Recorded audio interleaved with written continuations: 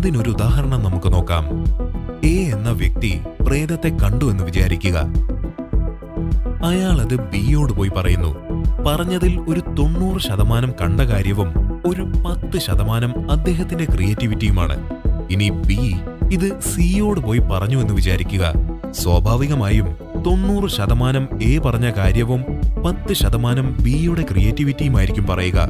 ഇനി ഇത് സി ഡിയോട് പോയി പറയുമ്പോഴും അങ്ങനെ തന്നെ. അങ്ങനെ ഈ ഒരു രീതിയിൽ, അതായത് വെറും 10% മാത്രം എക്സ്ട്രാ ആഡ് ചെയ്ത് പറഞ്ഞുകൊണ്ട് തുടർന്നാൽ ഇസഡ് എന്ന വ്യക്തിയിലേക്ക് ഈ കഥ എത്തുമ്പോൾ അതിൽ ഏകദേശം 5% മാത്രമേ സത്യമുണ്ടാവുകയുള്ളൂ. നിങ്ങൾ കേട്ട കഥയും ഏതാണ്ട് ഈ രീതിയിൽ സഞ്ചരിച്ചുകൊണ്ട് തന്നെയാവും നിങ്ങളുടെ അടുത്തേക്ക് എത്തിയിട്ടുണ്ടാവുക.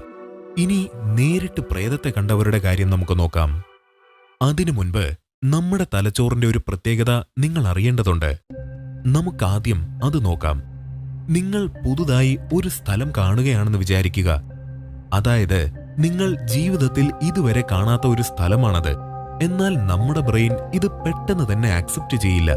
നിങ്ങൾ ആദ്യമായി ആ സ്ഥലം കാണുന്ന സമയത്ത് ആ സ്ഥലവുമായി സാമ്യമുള്ള നിങ്ങൾ മുൻപ് കണ്ടിട്ടുള്ള ഒരു സ്ഥലത്തെ ബ്രെയിൻ കണ്ടുപിടിക്കുന്നു. അതുകൊണ്ടാണ് പുതിയ ആ സ്ഥലം നിങ്ങൾ കാണുമ്പോൾ അതിനോട് സാമ്യമുള്ള പഴയ ആ സ്ഥലത്തെ നിങ്ങൾ ഓർക്കുന്നത്. ഇത് സ്ഥലങ്ങൾ കാണുമ്പോൾ മാത്രമല്ല നടക്കുന്നത്. ഏതൊരു പുതിയ അനുഭവം നിങ്ങൾക്കുണ്ടാവുമ്പോഴും ഇത് തന്നെയാണ് തലച്ചോറിൽ നടക്കുന്നത്. പാറ്റേൺ റിക്കഗ്നിഷൻ എബിലിറ്റി എന്നാണ് ഇതിനെ ശാസ്ത്രലോകം വിളിക്കുന്നത്. ഇനി നിങ്ങൾ പ്രേതമുണ്ടെന്ന് പറയുന്ന ഒരു വീട്ടിൽ ഒരു രാത്രി താമസിക്കുകയാണെന്ന് വിചാരിക്കുക. നിങ്ങൾക്ക് വളരെയധികം ഭയവുമുണ്ട്.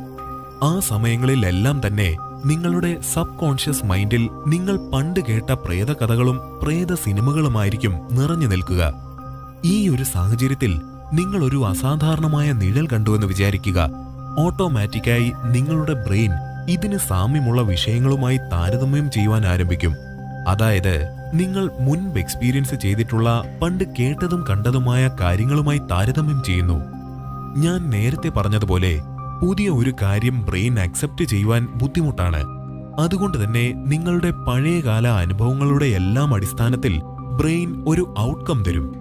പക്ഷേ ആ ഔട്ട്കം എപ്പോഴും ശരിയാവണമെന്നില്ല.